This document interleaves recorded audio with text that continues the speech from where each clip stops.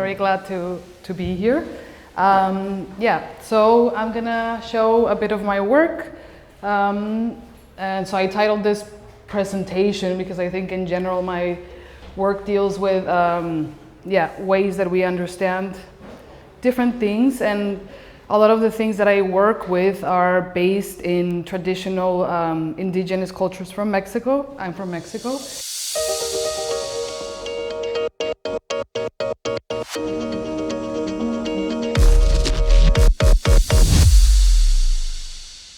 So it's things that I see that are either already part of science or are becoming part of science, and this discussion of what has more value, either something that is already scientifically proven or something that has been used for hundreds or thousands of years, that maybe the knowledge is not written down, but it's practiced and it's in everyday life. No? So this was my last, second last solo exhibition, which was this past winter, which was called Party of a Lifetime. Because in Mexico, maybe some of you know, but we love to party, and we like to party big with a lot of decorations and a lot of food and a lot of people, and parties last a long time. They can last for days, nonstop. But all these parties that last a long time usually are for ritual purpose, and in performing rituals, I see it as a way of communicating with nature.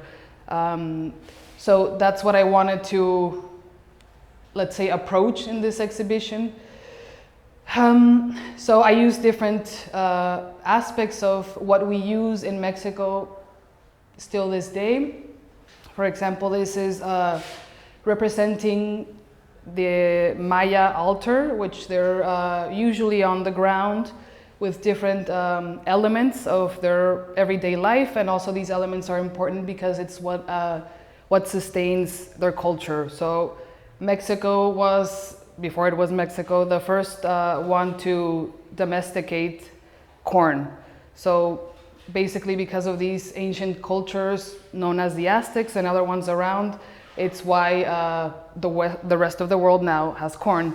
And it's a process that if Mexican corn, or how we use it in Mexico, has to go through a process to be able to be digested and also to have the texture that we want.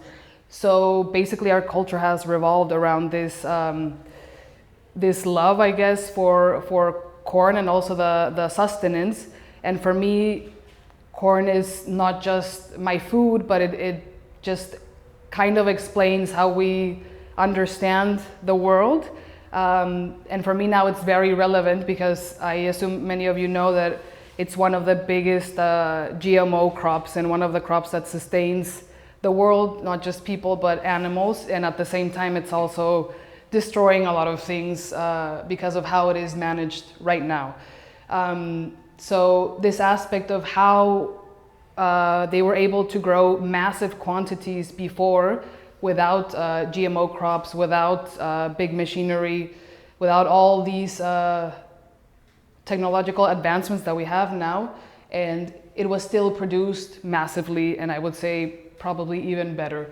So the altar is an altar for corn, which usually it is, and here I have some mushrooms growing, and these mushrooms I stopped them halfway, so I decided to kill them and to present them this way so we could see part of their process of living. Because another topic that I like to touch upon with my work is this idea of a romanticized version that we have of nature, of how nature should be always beautiful, always perfect. And with food, we now are used to the same, no? To these standards that we see in grocery markets, that, yeah, it's like, if you don't really know plants, you probably won't recognize one of these plants in nature, especially if it's not one of the domesticated versions. And here it's from the same exhibition. This is also a mycelium sculpture. This one it ate everything that it was supposed to eat. And this shape was made with me interacting with it. So I like to grow mushrooms, but I like to also change their environment, because for me, trying to relate to nature, it's something that has to happen every day. So I try to establish relationships with other organisms that are not human, because I don't know them and I haven't grown up with them and I haven't lived with them, I need to start these relationships now. And for me, a relationship, even a human relationship, is based on the most interaction that we can have. So if we can have a daily interaction with it, then we will get to know different things about it. And so this mycelium, I grew it in the way that you are supposed to grow mycelium in a lab, so a bit controlled at the beginning. And then at one point, because I had a very small studio when I was growing this, I wondered, I'm like, how much can the mushroom take of being stressed according to how I move in my studio and the things that I need to do. So I thought maybe it could be an interaction between us, that I will have to move them around to expose them to light, to temperature changes, to humidity changes, because I need space to work. And so I didn't respect their ideal way of growing. And so I kept moving them around and changing all these things that they need for them to sustain. And actually it was, to my surprise, and also movement, because they suggest that you don't touch them when they're growing. I moved them a lot. And so at the end I got these shapes that look kind of like, well, people thought that they looked like dinosaur eggs. They're about this big. And this is from the same exhibition, some of the mushrooms that did fruit. And this is another work that is called Altar for the Numerological Sequestrator. And somebody before had mentioned hierarchies, right? You. So yeah, this exhibition was called Fuck You Albedo, and it was about the albedo effect, which for me, not being a scientist, was really hard to understand. But they picked this topic, and basically we were trying to understand how we could, in a way, like counteract the effects that this the albedo effect measures, or something like that. And when I was doing the research for what I wanted to present, I came upon a lot of scientific papers that talk about different organisms and how they are either very valuable in global warming or not valuable at all. And it was because of how much carbon they can sequester in their lifetime. So we're not the best, we're actually pretty bad at that. And it came up that whales were highly important because they live a long time, they have really big bodies, and so they take in a lot of carbon during their lifetime. And when they die, if they go to the bottom of the ocean, all that carbon goes again into the ground where it's supposed to be. So basically it was a paper saying that, you know, whales were very important because they do this, so governments should take care of that whales still can exist because of this factor, that they're important for us to counteract global warming. And I mean, it's good to know, but in my mind it was also like, yeah, but then if they didn't have this value, then they're not as important as other ones, basically. So they were high on their value scale. And also a lot of shells. So I don't know if you can really tell, but these are some shells that from edible mollusks that you can find basically everywhere. They also had quite a high value on the scale, and some minerals that are now using for agriculture to put again the carbon in the ground. And so yeah, basically it was all about how there are these hierarchies that have been established since a long time, but now these hierarchies are changing, not so much because of ideas of what we have of maybe, for example, and I don't know, the lion being strong and ferocious, you know, now it's like how much value they have because they can help us fix what we damaged in our world. This is another project of mine that is called 𝐏𝐴𝐿𝐿𝑖tes. 𝐏𝐴𝐿𝑖tes in Mexico, it's actually from a Nahua word, one of the most spoken indigenous languages in Mexico, and it basically means tender greens. So 𝐏𝐴𝐿𝑖tes marks the start of the rainy season, and the very interesting thing about how people relate to these plants is that it's one name for hundreds of plants, and it depends on where you live and what ethnic group that you belong to, that these plants fall into this category. So you can go all around Mexico and sometimes they will tell you, it's this with 𝐏𝐿𝑖tes, and you're like, yeah, but which one? And unless you recognize it, and a lot of them look similar because they're just young plants, you know, so maybe it's 1 or 2 leaves. Unless you know you're from that region and you've eaten them all your life, grew up with them, you go pick them because they don't sell them at stores, they're always wild. You don't know them. And for me, that was really interesting because it's not a specific name at all. So it's just like, it's about you growing up with these plants and having this deep relationship with them, that you can recognize them and you can know which ones they are in adulthood, but also as young plants. So for this project, I made a blanket that was a felted blanket with wool that I brought from Mexico, and I grew plants on them. Started with lettuce, because of meanings that it has in Mexico, that it helps you sleep. They believe that lettuce helps you sleep. So yes, it was a performance that I would sleep under the blanket. And I just wanted to see what would happen if I would try to make myself uncomfortable in the human sense of what we think is comfort, especially in sleeping, because I think that's where we've made a lot of effort into being very comfortable while we sleep, no? So I thought it would be interesting to see, okay, if I make myself uncomfortable and I'm in the state where I feel the most free in my mind, that I don't have all these barriers of what it is to be human, how can or I cannot communicate with plants, if it's just a moment where I can let go of everything, and also be on the side of the plants, of the roots, and not seeing them from the top as the green or other colors that we think about them. And yes, so I've done this project several times in different times of the year, and for my surprise, it was really, I wouldn't say nothing like I expected, but it was totally different in the sense that it is extremely relaxing to be under this blanket instead of uncomfortable, even though it's wet, because it has to be very wet for the plants to grow. And then there's also soil in here, and with time, because I have to let it grow for several days, so I sleep every day underneath of it, other organisms start to come up and live in the blanket. So I ended up sleeping with a bunch of flying things, and also some spores started to grow on here and different things. The smell started to change, and it started to smell more like soil from a forest.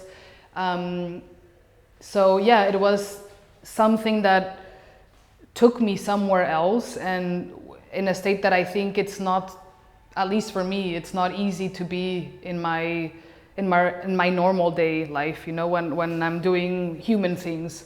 So it was, yeah, trying to put myself in a not usual human situation.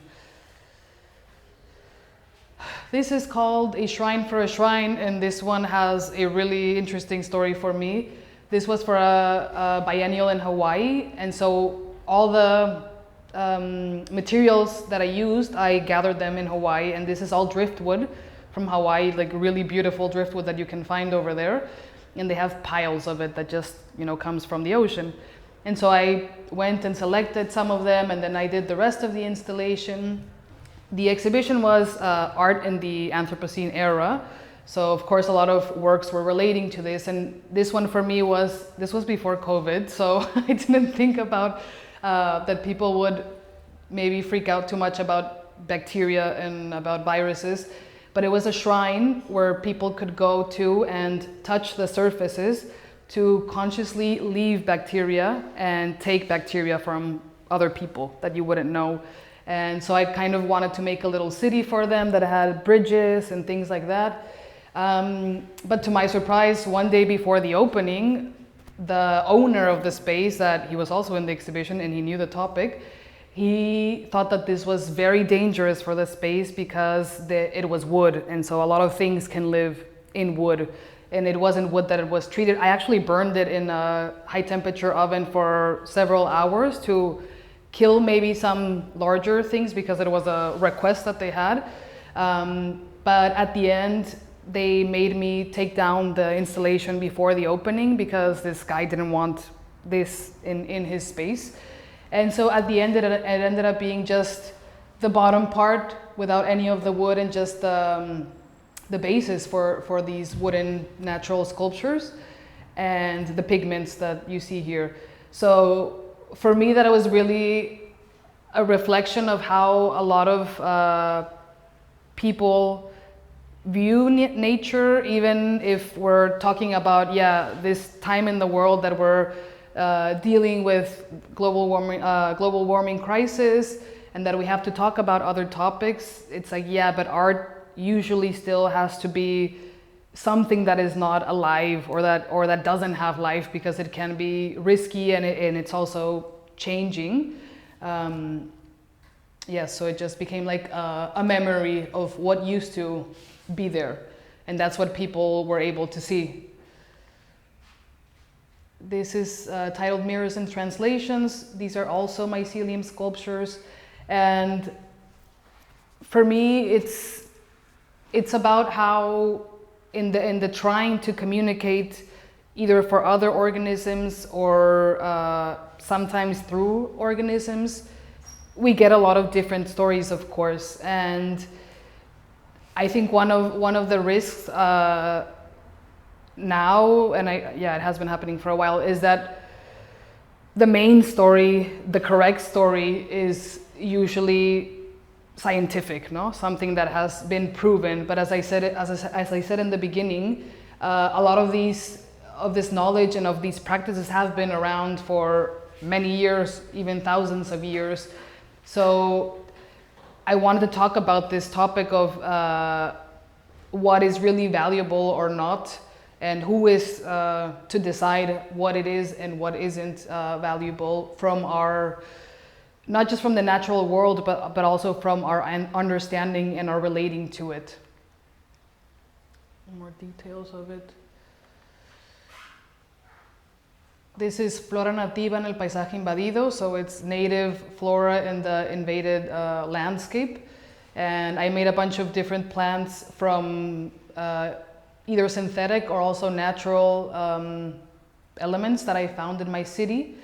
And it had to do with the behavior of these plants and how they are perceived. So where I'm from, which is the city where I'm from, it's not really a desert, but very nearby there's desert, and we're coastal desert. And a lot of people don't like these plants because they are not plants that are evergreens. They are not plants that flower in how we are kind of used to seeing in books or in movies, or what we consider beautiful plants. So in my city, a lot of these native plants are considered weeds, and people just like pull them out or burn them or don't let them grow.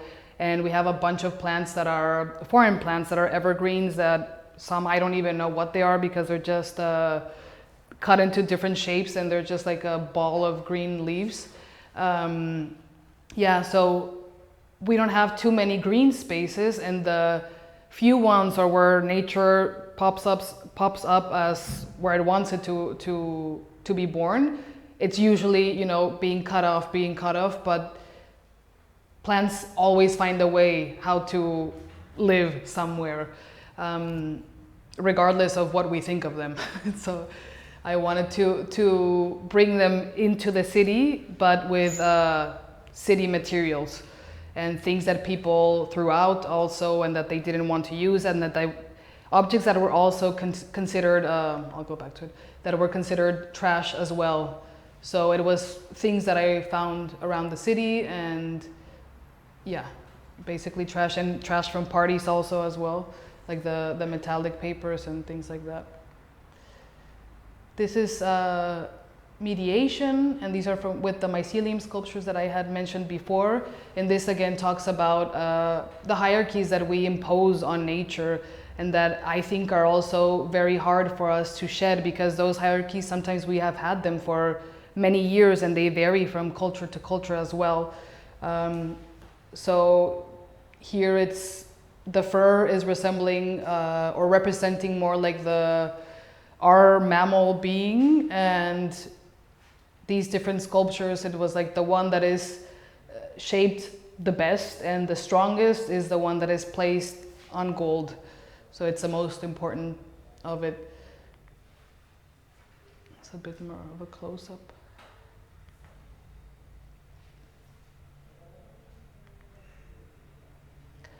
And this project, which I did with Denise, in this one, Vicarious Tears, I wanted to touch on the topic that a lot of the things that are happening in the world right now, a lot of the problems, I would say, like from what our first world countries and what our third world countries are completely different, and how sometimes when we are not exposed to them, they just basically don't exist for us, no? Because we don't know about them. So it was an intention to talk about these things, and in the case of this one in particular, which this exhibition was in Germany, in Munich, so it made sense to use images of one of the Maya codexes that a couple of them are in Germany, actually, the original ones. And these codexes talk about nature, talk about methods that they use, agricultural methods that they use, that they still use today, but that is basically the only written information that there is, and they are outside of their place of origin. So the people that are still existing from a certain ethnic group can't see them, because they would have to go to Dresden in Germany, or actually Vienna also, different countries or different cities that have them. So these are plants, images of plants that are in these codexes. And the interesting thing is that experts like botanists and ethnobotanists, a lot of the times, most of the times actually, they don't know what these plants are, even though there's the illustration of it. But because of the categories that they had for these plants before, the modern day scientists don't understand it, because the relationship is completely different. So in these codexes, the ways that the plants were categorized had nothing to do with characteristics of the plant itself, but it had to do with how the plant related to other beings in the ecosystem, including humans. So I don't know if some plants were important for, let's say, butterflies. They were put in the same category because they interacted with the same beings. So for me, it's really interesting that regardless of all the technology, information, knowledge that we have right now, this type of knowledge and understanding that is based on interaction, and interaction that is established through a long time, even through generations, can't be understood just with information if you weren't basically there or don't live that anymore.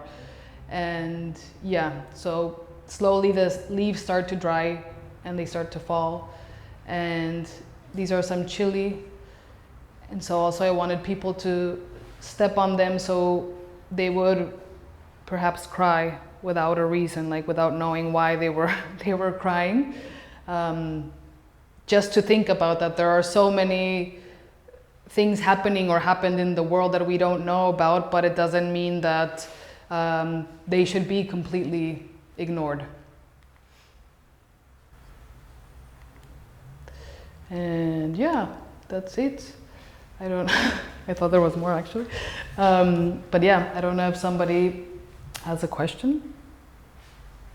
It was very nice. I'm very curious about this blanket that you showed. So was that like a wool and then soil? Yeah. And then some material that you grew the plants on that? No, just the wool and the soil and seeds and water. That's it. Okay. Yeah. What was on the other side? Me. That's it. Yeah. Very interesting. Yeah. I mean, at the beginning, I let them grow to a point where they get a little bit of roots, because if I move it, then the seeds will just roll off. So I need to let them grow for about 3 or 4 days, depending on the weather, until they're grabbed on. And once they're grabbed on, it's fine. Like I can, yeah. Yeah. Since you work with living material, do you also have some food practices or? Food practices? Yeah, how do you eat on this? Yeah, is something edible or?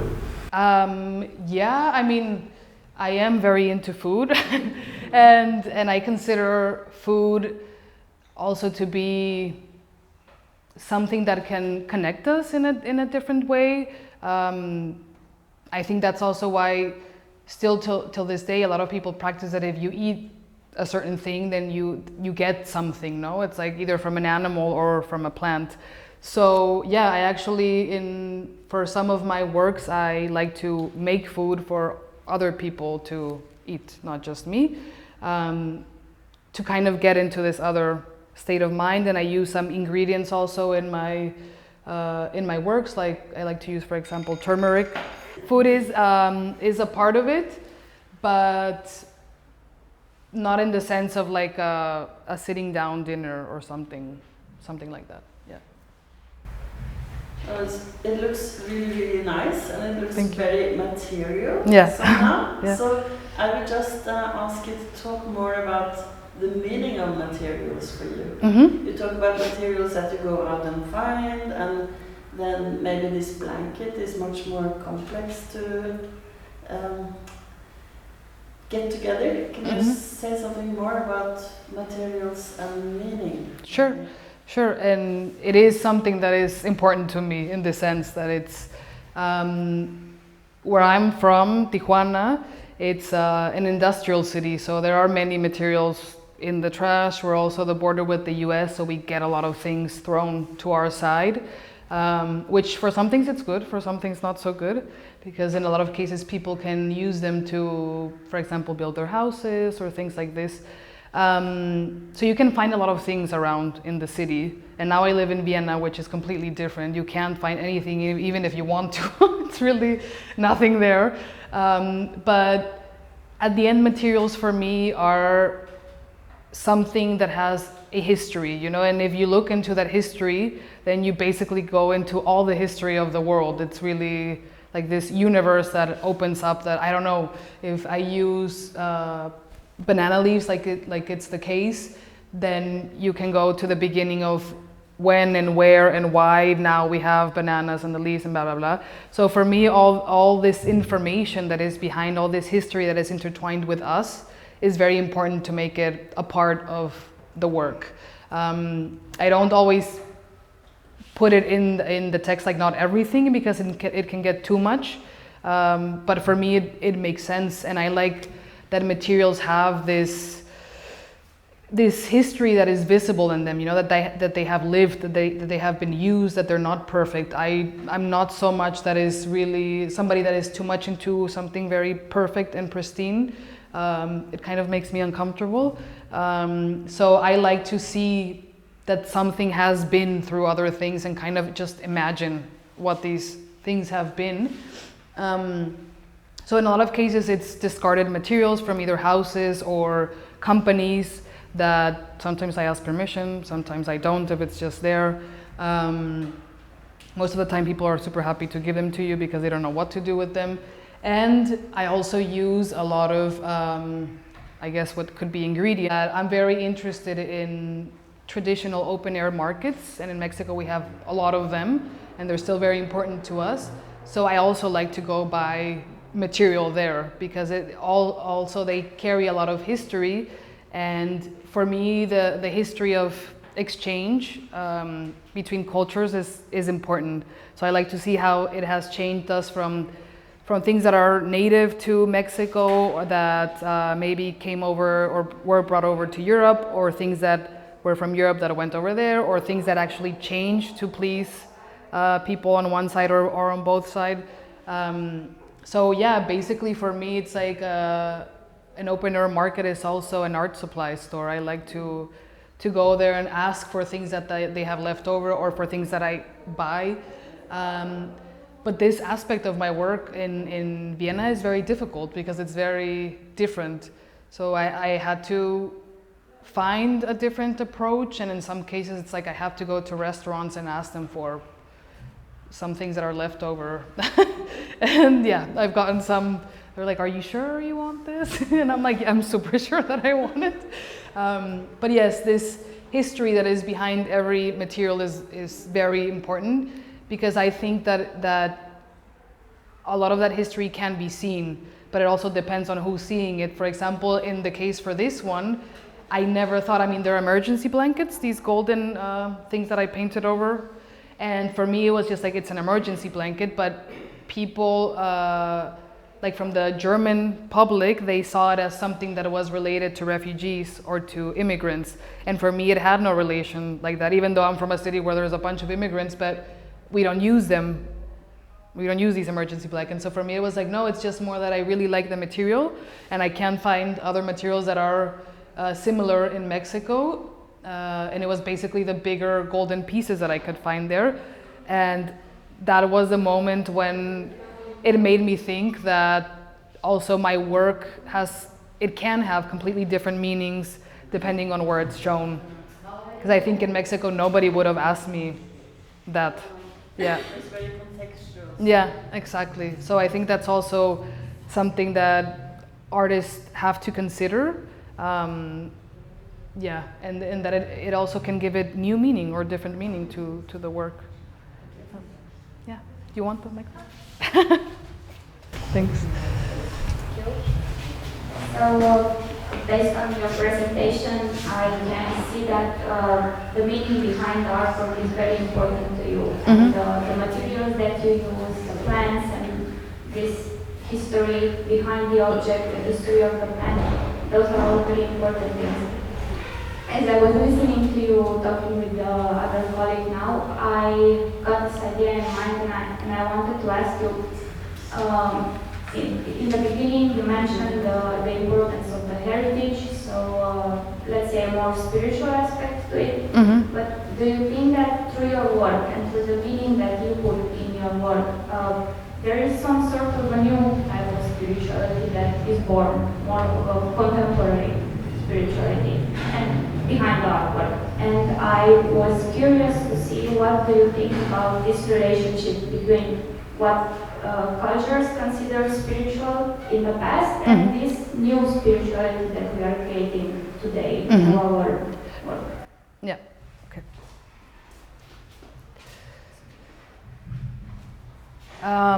Yes, I mean, I think that a lot of us are from places, or we were born in a time that we don't have this given spirituality, and I think it's important. I mean, I grew up in a place where there are still many indigenous communities that have their own specific spirituality, different than Christian or whatever religion, or it's a mix.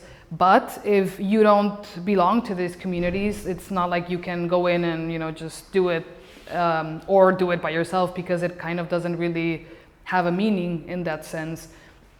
So I think, yeah, we're in a time where we have to make new ways, and for me those new ways are within nature, because I think that we're just too far away from it, especially if we were born in a city and our relationship to nature is some gardens, some potted plants. So I think we're in a moment where it's not just about the bigger scene of we have to fix the world, but also it's like how does that fix us also as people, as humanity? How can we understand it? So definitely I think that it's important to create these rituals, these spaces for ourselves, and they can be completely personal, because I guess all these rituals at one point somebody had to make them, no? Somebody had to find this meaning in whatever they were doing. So yes, for me, that is what it is. And in the process of making works, I do other works that are for me to be able to kind of go through this. Because I think that at the end, or that's how I see it at the end, all these, even now the religions, like the most famous, biggest one, they were born from nature, but it's just been a long time and a lot of people going through it that it's very human instead of based on nature. So I think it's definitely a time where we need to look for these things, and I don't think it has to be in a group. I think it can be totally up to the individual. Yeah, and basically at the end for me, that's like what my work means to me, you know, to be able or to learn how to relate with other organisms that all my life I've been told, yeah, you're very different from them because you're a person, and that is a bacteria, or that is mushroom, lesser intelligent beings. So I think it's critical right now that we try to change our mindset, and sometimes when we're just too much in our mind, we can't really see more, so we have to go towards the spiritual to give us other meanings in our lives and other understandings of the world that surrounds us. Yeah. I've been reading something this summer. Unfortunately, I cannot remember the name of the author, but it's some philosopher, more contemporary times, where apparently there is a movement of trying to consider everything in our life from a non-human-centric perspective. So this is let's say, one of the latest trends. And I think the way you explain the meaning behind your works, or as you answer my question, I think it's forming a quite nice connection between this, so what you said, and between a more general movement that us as humans, we are actually considering to finally see beyond a human-centric perspective. Thank you. Yeah, you're welcome.